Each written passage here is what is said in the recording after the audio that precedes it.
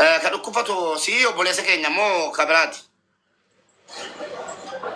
Anuma. Ayyee. Haadha keenya akkam jirtu nagaa keessanii? Mishaada sinoo nagaumaan jirtanii. Nagaa keenya reengadda viidiyoo isin buusanii waraabamtan tokko yuutuubii wayii irratti argee ijoollee gaafataan ture baay'een gadde baay'ee natti dhaga'ame.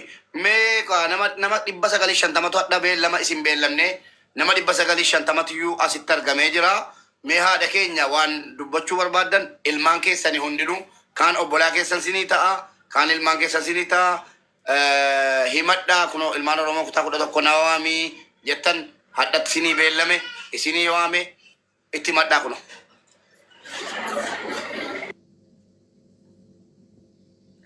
Bara yaalmaan Oromoo kunoo urgan biyya kana dhufe baraa fi ji'a jaha waan hin qabu guutuu gurguree fixadhee waan qabu guutuu macacgodhee fixadhee jennaanin dhiqachuma falasaa dhabe yoo kulaalitiin kan kee biyya alaa deeme fayyitedhaniini itti mucaan xiyyatu kulaalitii kenniteefi ani urgan gazaba harkaa fixadhee kannaan jedhan haakimoonnini waan hin qabee deemuun dhabeetti sini xiyyadhe rabbi sina agarsiisu kan dhala qabdanis kan obboleessa qabdanis yaalmaan kiyya. Bishaanin dhugu midhaan yoo nyaate maashinaani fincaan urga fincaawee baraa fi ji'a jaha yaalmaan kiyya rabbis na agarsiisu. Waan akkanaatiin qabeera cinqamee jennaanin gadi sinitti bee waan hin harkaa fixadhe waan hin qabu guutuu fixargo fixadhe kana naan jedhanii ennaan yaalmaan kiyya rabbis. Ilmaan Oromoo naa jirtan jedheeti yaalmaan kiyya waliif jirra jettanii. Rabbi sina agarsiisu.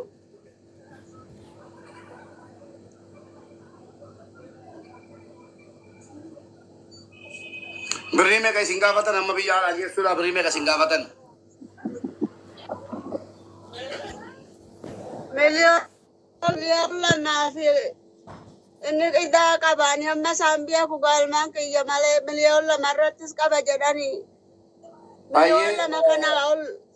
Miliyoona lamaati 500,000 jechuun nagahee birrii meeqa argattaniittu amma wanaatti?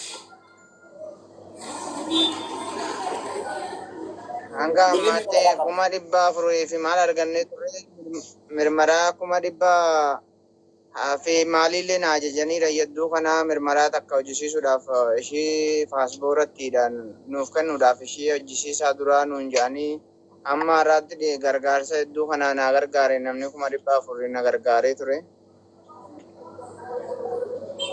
Egaa uummata keenya kabajamoo dhageessaniittu wallaahi takka uummanni Walloo gadi ba'ee rakkoo jajjabaa kanaa oliis keessummeessaniiru akka gandaatti jechuudha. Mubarak sagaleen kee dabalii ta'a Mubarak sirree sagalee kee Mubarak sagalee kee maal ta'e nootii godhi obboleessa keenya qofa anaa miti. Koi kan sampai juga kan saat ammo namni nuti qabanne jiru miti amma sirrii miti amma sirrii dhattu ummata keenya ummanni Oromoo Walloodha waan jarri dabarsanii dhagaani walumaan beenna amma immoo wallahi wa billahi jechuudha takkaa dhufanii akka dhuunfaattis ta'e akka maalitti waluma gargaaranii masaaratti qaban sanatti gurguranii maal jedhanii wal deeggaraa dhagaani deebisanii immoo gara keenyatti as ba'anii Oromoo kutaa 11 kottaa akkas nu godhaan jennee dheengadda immoo Oromoo kutaa 11 biraan sagalee keenya nu gahii adaraa irra kannee rakkoo hamaatti jirra buqqaatiitti jirra masaara kilaashii qaban gurguratanii wallahi namni Walloo ummanni Walloo kilaashii gurguruurraa ilmoo baasee gurguruutti dhiyaata. Kilaashii gurguran Walloo keessatti eebii guddaadha. Kilaashii gurguruun jechuudha. Kilaashii gurguruu nyaadhu waliin jedhama arraba. Kilaashii baasanii gurguran lubbuu mucaan caaluu jedhame jechuudha. Sini galee lubbuu mucaan caaluu jedhanii kilaashii baasanii gurguranii wanni hafee tokko hin jiru jechuudha. Kanaaf uummata keenya fakkeenyaaf nama 1,100 jirra birrii 500 yoo buufne geessisuu dandeenya. Doolaara 50 bakka jirtanu doolaara 50 Euro shantama shantama. Birri Itoophiyaa dhibba shan waan qabnu warri keeroo jireenya dhibba shan yoo kennine geessisuu dandeenya. Uummata keenya kabajamoo. Kanaa jennee wanti nu walleessu nuuf hin jiru. Geemni hin jiru taanaan uummanni bakka dhaqu hin qabu. Kanaaf warra geemaa nu eegaa akka jarri galanii nutti himaa uummata akka jiruun asii uummata baafnee achi geessine gargaarsinna. Kanaaf haadha keenya dura nam tokko kan dhaabanne akka nam tokko laayivii banatee hadha waa tokko iyyuu hin geggeessine itti nuu himaa jarri boonaas baga nagaan dhuftanii mee warri asirra jirtan dubbadhaati gara sagantaatti seenna kallattii dhuma waan dabaltan dabala. Hundi keessaniif nagaan siniif haa ta'u dhugaa dubbachuu fi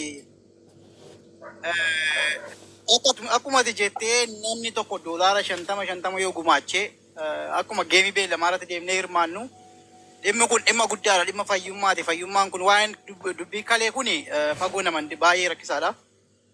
Kanaaf yoo danda'ame sagantaa guddaa goonee manni banamee jiru hundumtuu cufamee har'aaf namni dhufe yoo doolaara 5 illee qooda achi ta'a dhufe dinatti gumaachee nu gargaaruu danda'a waan ta'eef baay'inni nama murteessaadha.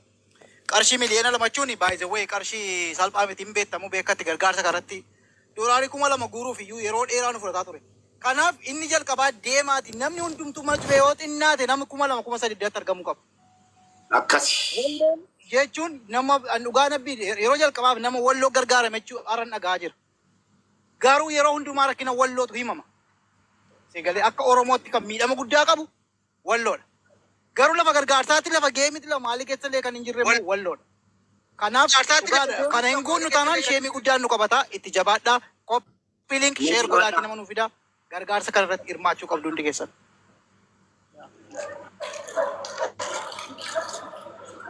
Nama naa galchuu jira nama galchaa buusaa galchaa. Ayyee. Mubaarak mee himannaa ani bilbilaan asuma wajjin haasa'uuf jecha himannaa kana rakkoo isaanii hanga tokko subadheera namoonni illee hanga tokko argan ture waan ta'eef himannaa haadhi teenya gaa nu akkuma beekamu haadholiin keenya gaa hedduus dubbii kanan beekani dhimma jabduu tas nu baasa. Mubaarak waan si gaddisiisu walloorra Finfinnee dhaquun akka nama godaanee takkiin biyya Arabaa takkiin Suudaan deemeeti waan si ajaa'ibu keessaa. Mana isaa nama kireeffatanii jiran tana dhugaadhuma siin jechuudhaaf bakkee gachiisaa yoo taate malee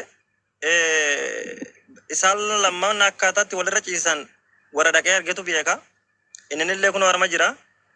Tana keessaa waggaa meeqa jechuun waggaa tokkoo fi baatii ja'a guutuu taa'aa jiranii takka dubbatanii beekanii namni isaan laalee beekus hin jiru. Obsa qabaachuudha kun namtinuu immoo sila duutiin haarayaa miti turte osoo haadhi teenya tun akkanatti bu'achuu akkamitti akkas taatiisuma jedhuufi malee dhugaa gargaarsa kana as gaffa'uun keenya akka ulfaatu osuma beeknuuti. Uummata keenya uummata Oromoo baay'ee galatoomaadha. Haa ta'u garuu immoo birri 5,000 kaffalti ji'atti kanuma hisaaba gochuun barbaachisaadha. Fakkeenya amma yoo wanni waggaa tokkoo fi baatii ja'a meeqa akka ta'u dhugaa hedduu miidhamanii jiranii sila qabeenyi inni qabu kun osoo duraan isaan gaahin fayyasi'an malee duu oofanii raatanii kalee lamaa bituuf nama danda'a ture jechuudha. Yoo xiqqaate manni miliyoona tokko baasuu jira jechuudha yeroo ammaa kana keessatti. Qabeenya qabu immoo manas qaba ture, qawwees qaba ture, bajaajiis, lafas hanga tokko bootaallee jechuudha. Kan 800 900 baasu jechuudha. Namuu hin beeka bootaa kamisee kan qabu. Kana hunduma cafaacafee irra deemee uummata hanga ammaan kadhanne garuu immoo gaamaggaa dubbiin jabaatte gara uummata as baheeraa isiniin jenna. Uummata keenya uummata Oromoo hamma dandeessa. Mucaan kana cinaa haa dhaabbannuu isiniin jechuu barbaadetti tanuman isinii guutaaf. Jalatoomi anis yaaduma tokkoon itti dabala. Ummatni walloo hiikninni qawweedhaa qabu isa Mubaarak sila jedhe sanan irra deebi'ee isinitti barbaadaani. Qawween isaanii eenyummaa isaanii kana akka isaan tikfatanii har'a gahan kan isaan taasise qawwee isaaniiti. Qawwee jechuun ilmoo caala dhugaadha. Oromoon kutaa kamiyyuu osoo hin qaqqabin of dandahanii ofii qabsaa'anii ijoollee itti guddifatanii itti du'anii qawwee gurguruu gahe jechuun namni tokko egaa waan humnaa olii namummaa keessaa bahee jechuudha. Dhugaama dubbachuuf warri keessa jiraatan hin beeku. Gurbaan kun egaan na gargaaraa. Rakkoon kalee hinuma dhiqamaa. Hin jijjiiramu taanaan falan qabu. Horiitti naftu, namatti naftu. Dhugaa Rabbiin isinitti hima. Dhibee kalee kana Rabbii diina keessaniin hin gahin. Horiidhaa naftu, namaa naftu. Haga fala argatutti malee. Egaan yaa uummata keenya kabajamuuf jaallatamu akkuma jedhame namni waan qabu loomiin 50 ka dhukkubatu si obboleessa keenya moo ka biraati? Anuma. Ayyee haadha keenya akkam jirtu nagaa keessanii? Mishaada sinoo nagaumaan jirtanii. Nagaa keenya dheengadda viidiyoo isin buusanii waraabamtan tokko yuutuubii wayii irratti argee ijoollee gaafataan ture baay'een gadde baay'ee natti dhaga'ame. Mee nama 950tu hadha beellama isin beellamne nama 950 asitti argamee jira. Mee haadha keenya waan dubbachuu barbaaddan ilmaan keessanii hundinuu kaan obbolaa keessan sinii ta'a kaan ilmaan keessan sinii ta'a. Himadhaa kunoo ilmaan Oromoo kutaa 11 na waamii jettan hadhatti sinii beellame isinii waame itti himadhaa kunoo.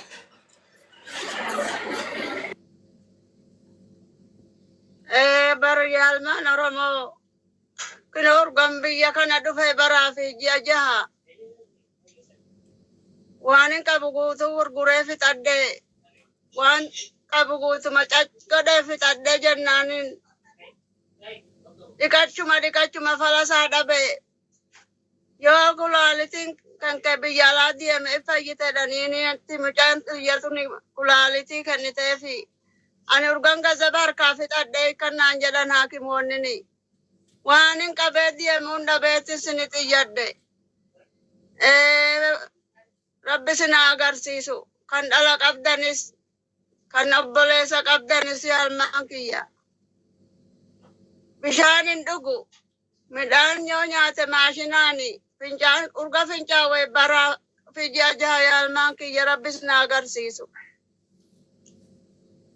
waan akkanaatiin qabeera cinqamee jennaan hin gadi sinitti bee waan hin harkaa fixadhe waan hin qabu guutuu fixargo fixadhe kana naan jedhanii ennaan yaalmaan kiyya rabbii kudhanuu ana biratti birri 100 yaalmaan kiyya birri 1000 ana biratti baa windi kudhanuufu yaalmaan kiyya. Mee haadha Ahmad asirratti Mucaan keessan biyya qabeenya gurgurtaa